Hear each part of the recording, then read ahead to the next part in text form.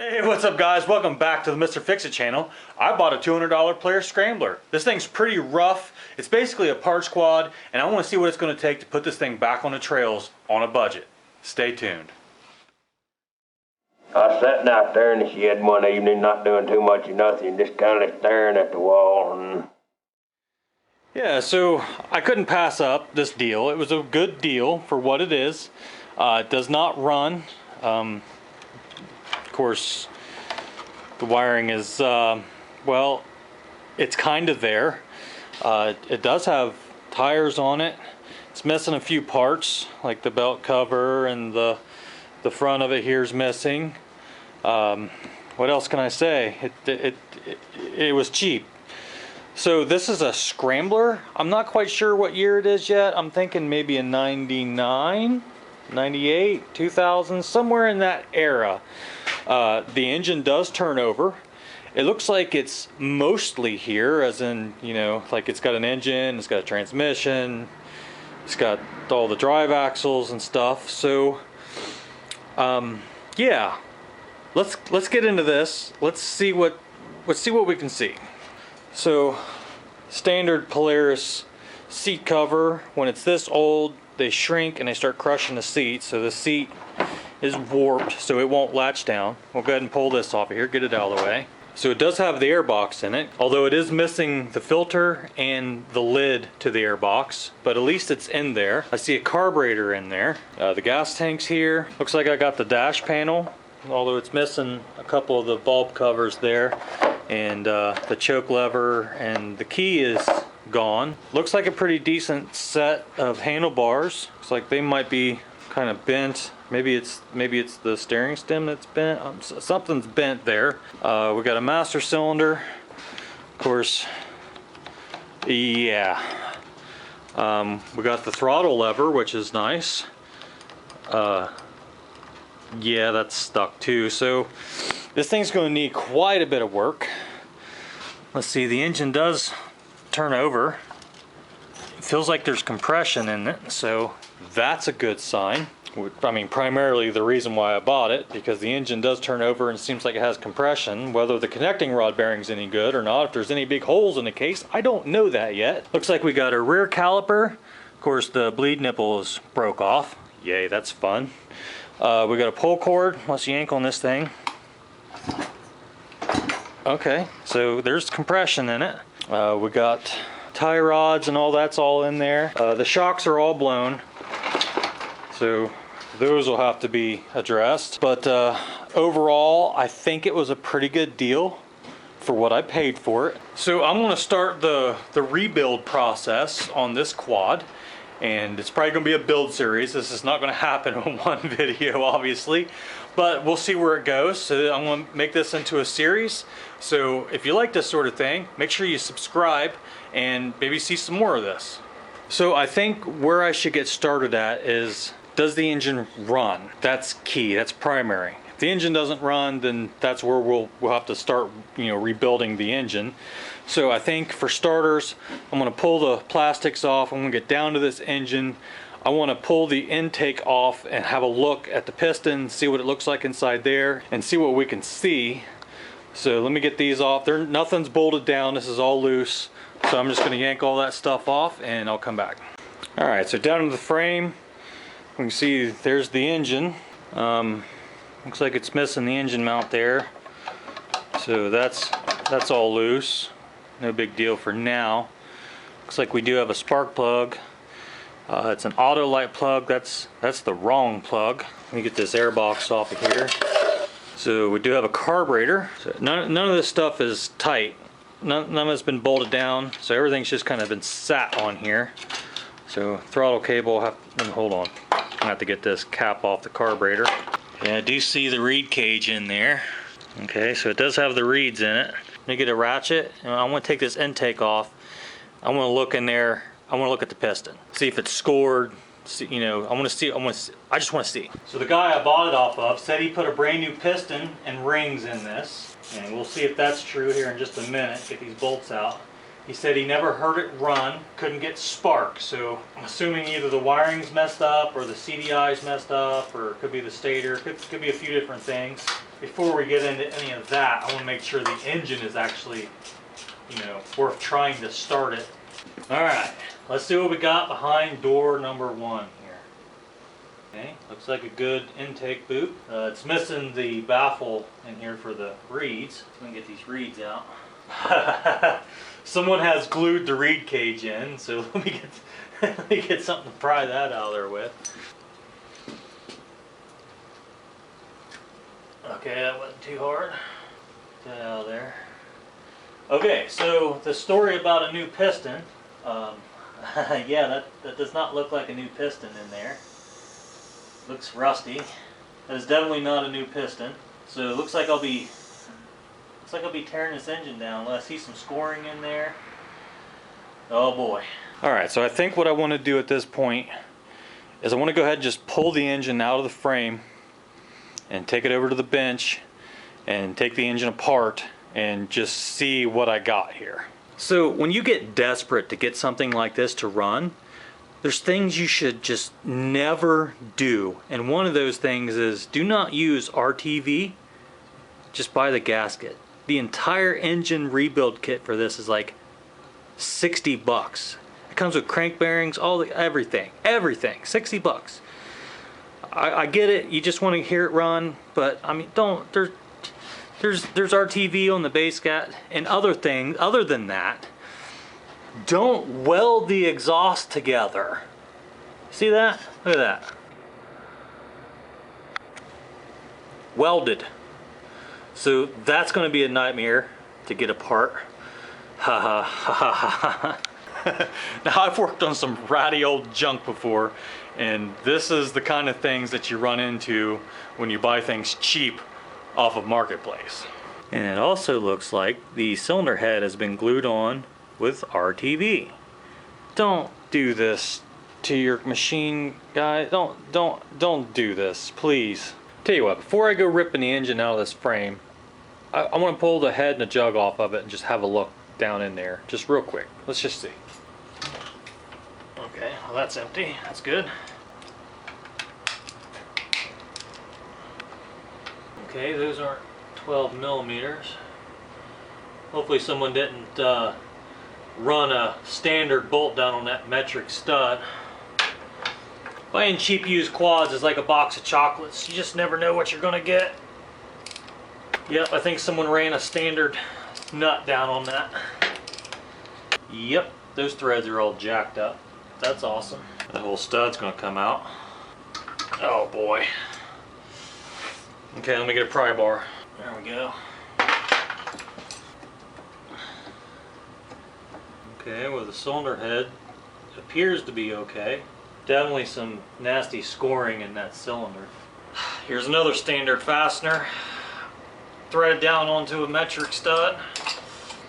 And the whole stud's coming out. Let's just find whatever nut that looks like it's approximately the right size, and let's just jam that down on there. That sounds like a good idea. Alright, well I can't get that one out because it's hitting the bottom of the jug there. Let's see, let me get the exhaust off. Let me grab another wrench.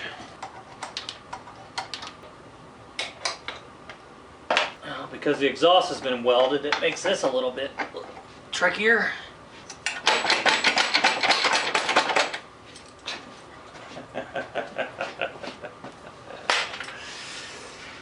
Oh, why do I do this to myself?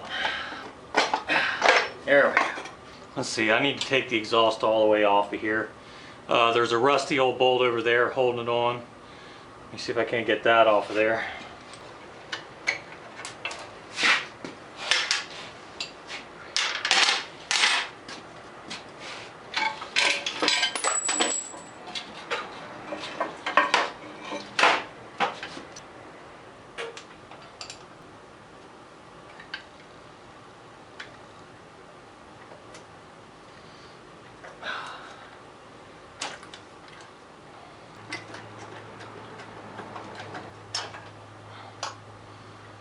Oh boy. Just feeling for any play in the connecting rod here. Alright, that all feels fine. Let me get you down in here so you can have a look. So I don't feel any play in the connecting rod. This is definitely not a brand new piston. See, there's been some water getting in here. It's all rusty. Definitely a bunch of debris down in here. You can see the scoring on the exhaust side there. That piston's toast. Yeah. So looking at maybe just the top end rebuild, I gotta get inside this stator. I gotta make sure everything's good inside there. I was looking at the oil injection pump. That thing is toast, so that's no good. Let's see if there's any oil in the balance shaft. Yeah, there actually is oil in the balance shaft. Looks clean. I guess let me pop this cover off, get this out of the way, pop this cover off, and we'll check to make sure the stator's in the flywheel magnets and everything in here is okay. So let's do that next. I just wanted to show you the shifter here. Well, I mean, that's innovative, I guess. I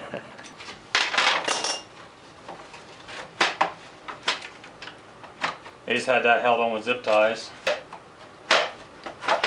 Be a pretty decent chain, so that's good. 1/2-inch wrench here. It's either got Loctite in it or it was cross-threaded. Oh, yeah, the ends of the threads of this bolt is all mangled up. Hopefully the threads in that shaft are still good.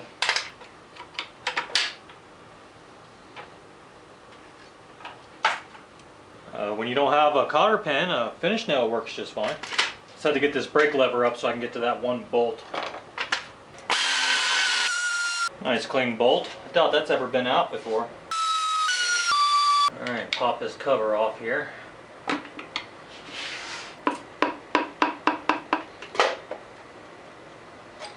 Rusty, just as it should be, because Polaris. Alright, I need to get that nut off, and then I gotta get the puller on here. I want to pull this flywheel off and make sure the magnets are still intact and the stator is still good, because all that's got to be good in order for this thing to run. So let me get the tools for that.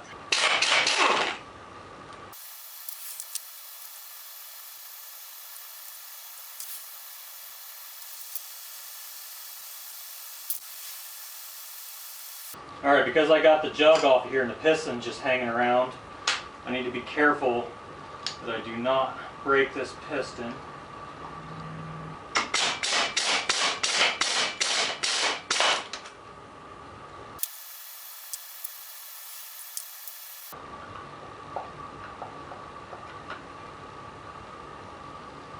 Alright, good. The magnets are intact. That's crunchy. Very grimy inside here. This griminess is pretty typical because this cover does not seal very well. Usually comes in through the pull start handle, or it'll come through this grommet, you know, the water and stuff. So it's usually pretty slimy and disgusting inside here. It looks like the stator might be cooked. See some bubbly stuff on the wires right there. So that could be why he wasn't getting any spark out of this, although that is the charge coil. This is the exciter coil here. I'm gonna stick an ohms meter on this and check the condition of that. Pretty crusty in there. Alright, set our meter to ohms. I'll have to look in the book to see what the spec is supposed to be.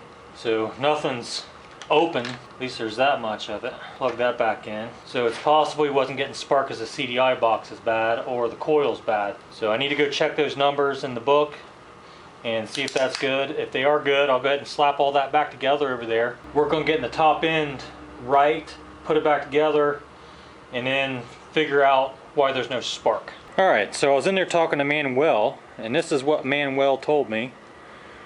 So you can see those numbers there and the color wires and all that jazz. So according to this, I'm pretty sure this is the 150 watt because this is not the Sportsman. This is the Scrambler, so there's no extra lights or winches or anything else going on. This is the Sport Quad, so I'm assuming this is 150 watt. So I'm going to go by those numbers. So exciter coil is black red to brown white. Black red to brown white. Should be 120 ohms. I got 114.5, and it does say down here the values are plus or minus 20%, so I think that's in range. Pulsar is white red to white, which I don't have white red, which just doesn't have a pulsar. It's got an exciter coil. So the lighting coil or the charge coil, we need to go yellow to yellow red. Yellow to yellow red. And it's saying we should have 0.3 ohms. That's saying 0.4. That's within 20%. So that's all checked now. Could possibly be the corrosion that's on this connection panel. Alright, so it looks like the stator's checking out. I need to clean the inside of that housing real good, and I can put the flywheel back on, and so on, and yada yada. Alright, before I go putting that side cover back on, I need to check to see if the starter works, because if not, now's a really good time to take it out, because otherwise all that'll have to come back apart on that side anyway. So let me get a battery, and let me test to see if the starter works. Alright, I got the ground hooked up to the negative side, and I got the starter wire disconnected from the solenoid. I'm just going to touch this to the battery. Yeah, it looks like the starter does not work, which is typical because Polaris. So I guess before I go any further, let me get the starter out of there and see if I can get that starter working, or if I got to replace that starter. Alright, so let me do that. I got to take this clutch off to really get access to that. Luckily the cover and everything's already off, so there's that much of it. Special tool. This is made by Pit Posse. Part number's PP3078.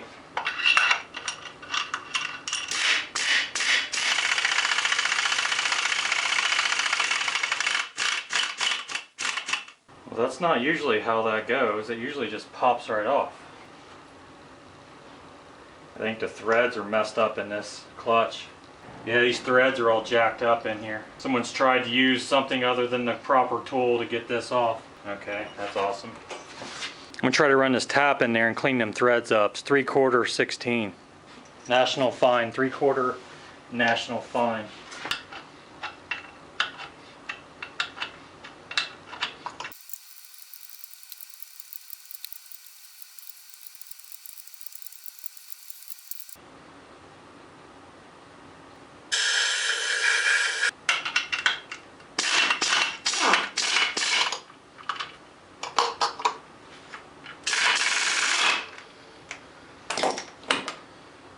Shoo! Lucky on that one.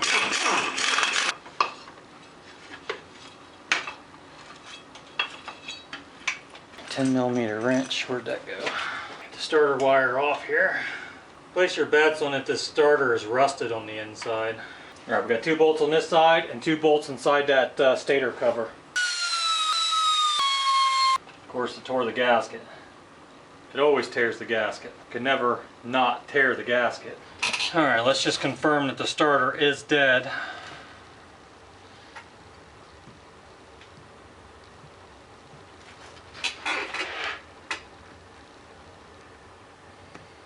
Oh yeah, it's dead as a doornail.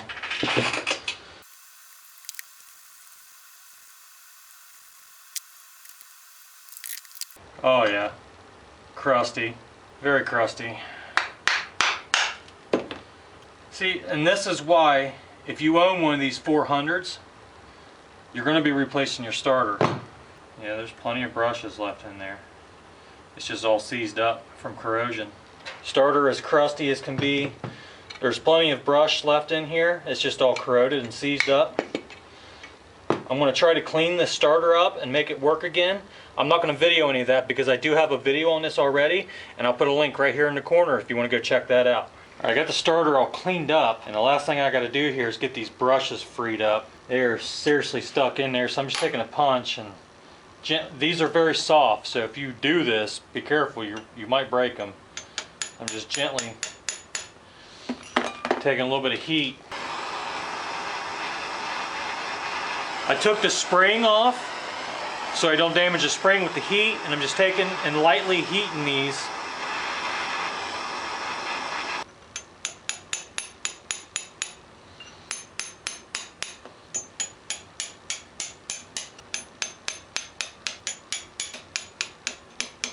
So delicate.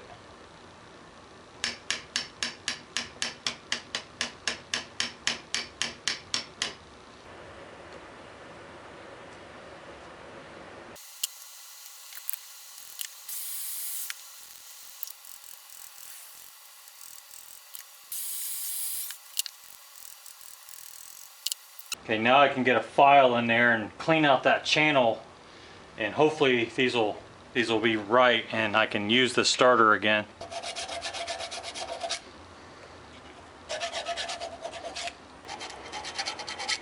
Trying to save this because this is the factory Mitsuba starter. And I don't want to buy one. And I don't want to wait for it to get here. I pulled the seal off on the starter bearing so I can get some new grease. I cleaned all this in the parts washer.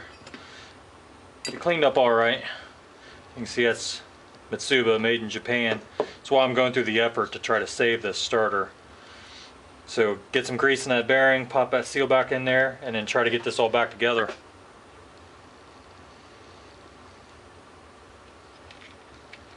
Come on, baby. Crank over. There it went.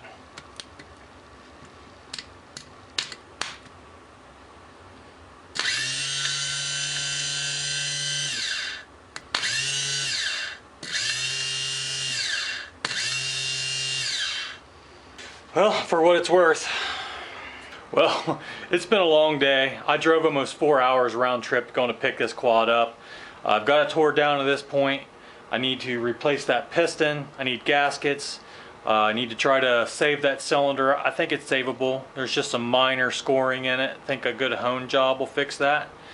I'm gonna call it a night, come back out here tomorrow and see if I can get some more of this back together. Well, that's all I got for you this time. If you like this video, please give me a thumbs up, consider subscribing, and don't be afraid to fix it. Thanks for watching.